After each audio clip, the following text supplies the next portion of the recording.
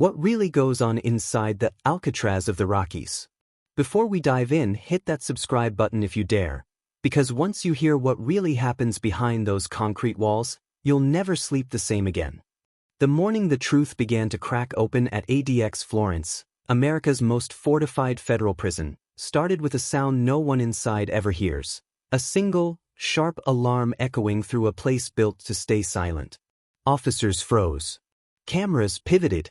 And deep underground, in the administrative wing reserved for the highest-risk inmates, a man lay motionless on the floor of his cell. In a place designed to make escape impossible, even death didn't happen without questions. The inmate was Marcus Hale, former double-life convict, gang strategist, and someone who knew far too much about organized crime networks across 3 states. He'd spent the last 9 years in near-total isolation, buried behind steel doors and reinforced glass, observed by cameras that never blinked. Official reports said he collapsed from medical complications. But nothing at ADX ever lined up that neatly. When Deputy Marshal Rebecca Klein arrived that same afternoon, she was met with expressions that said more than the incident report ever would. Officers stood tense. Supervisors avoided eye contact.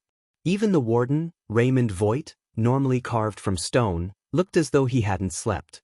"What aren't you telling me?" Klein asked. Voigt hesitated. 4 days ago, Hale requested a meeting. Claimed he had information about a possible breach of security, internal corruption. "Name names?" she pressed. "Not yet. He said he'd talk at the meeting scheduled for today." And now he was dead. The timing wasn't a coincidence. Klein knew it instantly. She followed Voigt down the hallway toward Hale's cell. Every door they passed hummed with electronically sealed locks, every wall layered in concrete thick enough to stop explosions. ADX wasn't just a prison. It was a machine built to contain danger, to squeeze humanity until there was nothing left but routine and silence. But today, something was off. Inside Hale's cell, the scene didn't match a natural collapse. His bed was perfectly made. His shoes lined up symmetrically. And on the floor, near his right hand, was a scrap of paper, half-burned, like someone tried to destroy it. Klein knelt. The corner that remained visible showed a single line written in pencil. "Check the vents. They're not supposed to open." She stood slowly, heart pounding. "Who found him?" "Officer Terrell," Voigt answered. "But he's not on shift anymore. Requested early leave." "Convenient," Klein muttered. Something else caught her attention. The tiny metal screws on the vent cover weren't aligned. One was turned slightly out of position. She'd spent years in crime scenes. Details whispered stories. This one was screaming. Klein snapped photos, then stepped back. "Warden, I need full access to every recorded feed for the last 7 days. Hallways, cell blocks, maintenance corridors, everything." Voigt didn't move. His jaw tightened. "That will require clearance." "Then get it." He didn't answer. And that was the moment she realized. Whatever Hale knew, whatever he planned to expose, someone inside these walls didn't want it reaching daylight. As they walked back toward the control center, Klein's phone buzzed. An unknown number. She stepped aside and answered quietly. A distorted voice said only one sentence. "Hale wasn't the first. And if you stay in Florence, you'll be next." The line went dead.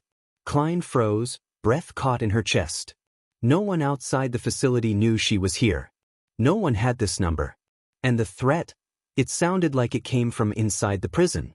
When she turned to confront Voigt, the warden wasn't behind her anymore. He'd vanished. And as the corridor lights flickered once, just once, Klein felt a cold realization settle in. She wasn't investigating a death. She was walking straight into a conspiracy. And the next clue was waiting behind a locked basement door that no one had entered in years. Klein hesitated at the top of the basement stairwell, the metal door groaning as she pushed it open.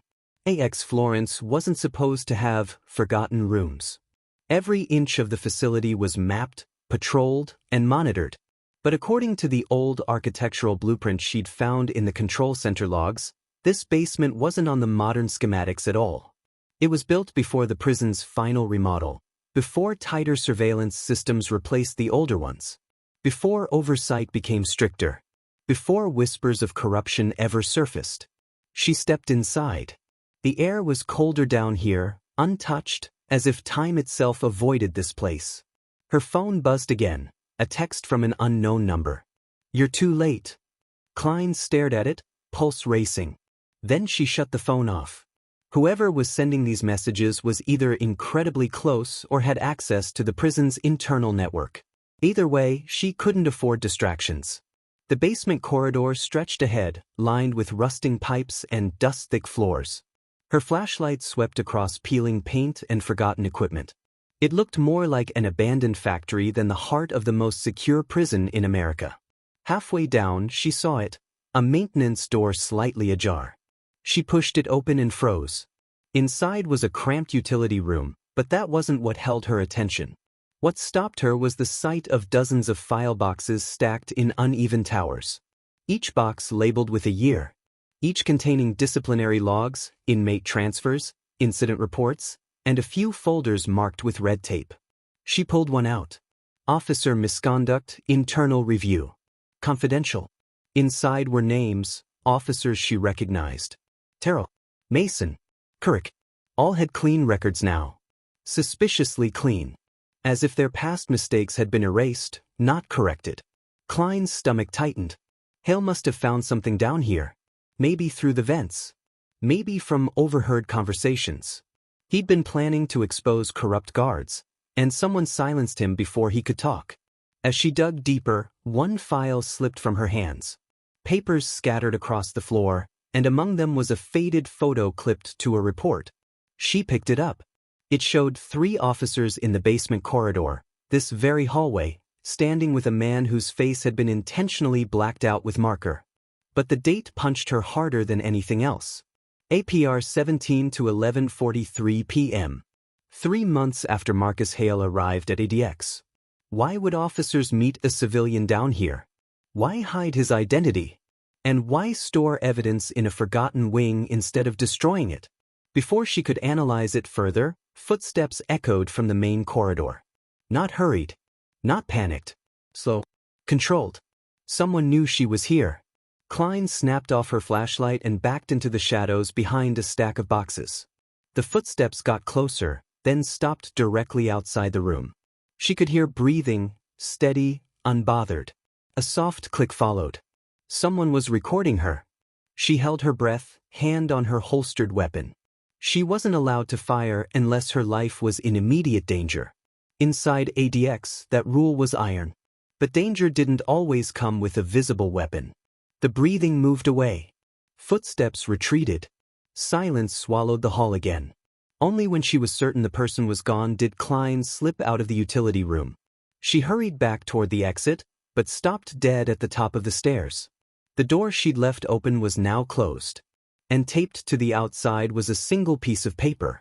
Her name. Nothing else. Her chest tightened.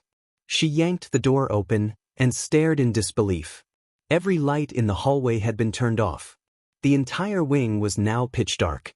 Only the faint red security lights glowed, pulsing like a heartbeat. She moved slowly forward, and as she did, her phone buzzed again, this time turning itself on, despite being powered off. A video message appeared. With a shaky breath, she pressed play.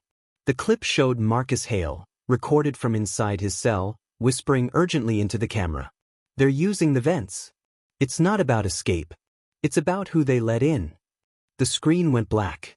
And then a second message loaded automatically. A live feed. From a camera she didn't recognize. It showed a man unconscious, tied to a chair in a windowless room. Klein's heart plunged. Because the hostage was Warden Voigt. And someone inside ADX was about to decide whether he lived or died. Klein sprinted through the corridor, her shoes striking the concrete like hammer blows. The live feed of Warden Voigt tied to a chair replayed in her mind. Whoever was behind this wasn't just corrupt. They were organized, protected, and confident enough to broadcast their crimes inside the most secure prison in America. She burst into the operations center, startling the 2 officers on duty. "Pull every live feed now," she demanded. "There's an unauthorized camera streaming from inside the facility." The officers exchanged confused looks. Ma'am, there aren't any unauthorized feeds in ADX. Every camera is hardwired. Nothing can be added. Well, someone added one, she snapped. Trace this signal. They scrambled to comply, typing rapidly, screens flickering. Klein paced behind them, pulse pounding. Every passing second was a second Voight didn't have. Suddenly, one of the officers froze. Ma'am, the signal is bouncing from inside the old surveillance grid. The system we decommissioned 10 years ago. Of course. The basement. The forgotten wing. Where's it located? She asked. The officer pointed reluctantly at the floor plan. Deep maintenance level. Restricted. Nobody has clearance down there anymore. But someone did. Klein grabbed a portable monitor, synced the live feed and ran. Accessing the old level required a keycard from senior staff only. Voight had one. Now it was missing. But there was another way. A side passage used by emergency personnel during drills long before ADX upgraded its lockdown architecture. The door screeched as she forced it open. Dust fell from the ceiling. The air smelled stale, untouched for years. Her flashlight cut through the darkness, illuminating the narrow stairwell that spiraled downward. As she descended, the live feed on her monitor flickered. A masked figure entered the room where Voight was tied. Their voice distorted by a modulator. It's almost time, the figure whispered. Voight groaned weakly. Klein gritted her teeth and pushed deeper into the maze of old hallways. The maintenance level was colder than the rest of the prison, pipes groaning above. Rusted doors lined the passage, former storage rooms, old control hubs, and unused mechanical stations. Most were dead ends. She followed the signal strength on her monitor.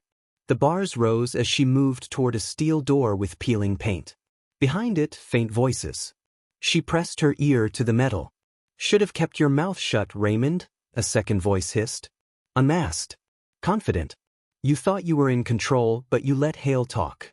If he exposed what we've built here, everything would burn. Klein recognized that voice instantly. Officer Terrell. The same officer who discovered Hale's body. The same one who left early the day Hale died. She braced herself, inhaled, and pushed the door open. The room was dim, lit only by a single hanging bulb. Voight sat slumped, hands bound, head down. Terrell stood beside him. And against the far wall, a dozen monitors showed silent hallways, cells, and blind spots that shouldn't exist. Hidden cameras. Installed long before the remodel. A secret surveillance network only a handful of people ever knew about. Terrell turned as the door slammed open. You just couldn't walk away, could you, Marshal? He said calmly. You were supposed to file your report and leave. But you had to dig. You killed Hale, she said, stepping forward. Because he found this. Terrell smiled without remorse. Hale learned the wrong truth. ADX is the perfect place to do business. Quiet trades, quiet punishments, and quiet disappearances. We control the flow. Not the government. Us. And Voight. He was retiring. He threatened to expose us first. Terrell reached toward a panel on the wall. But you, Marshal, you're a complication. Klein acted before he could finish. She tackled him, the two crashing into a table, monitors flickering as they spilled to the floor. Terrell struck back, grabbing a metal rod and swinging it toward her head. She ducked, slammed her elbow into his ribs, then wrestled the rod from his grip. He lunged. She swung hard. The rod cracked against his forearm. He fell backwards, stunned but still conscious. Klein grabbed a pair of restraints from her belt and pinned him. He thrashed once, then went still, breath ragged. You don't get it, he spat. There are more of us. This prison belongs to us.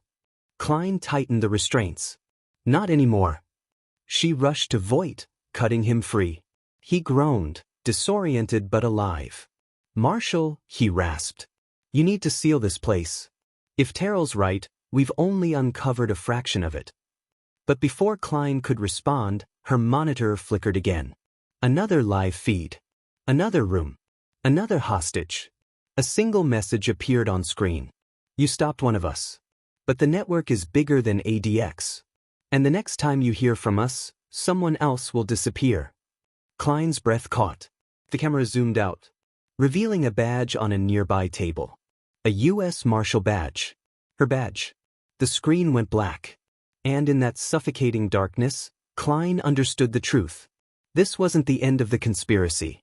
It was only the beginning. If you thought this story was intense, you're not ready for what comes next. Make sure you're subscribed so you don't miss the next case.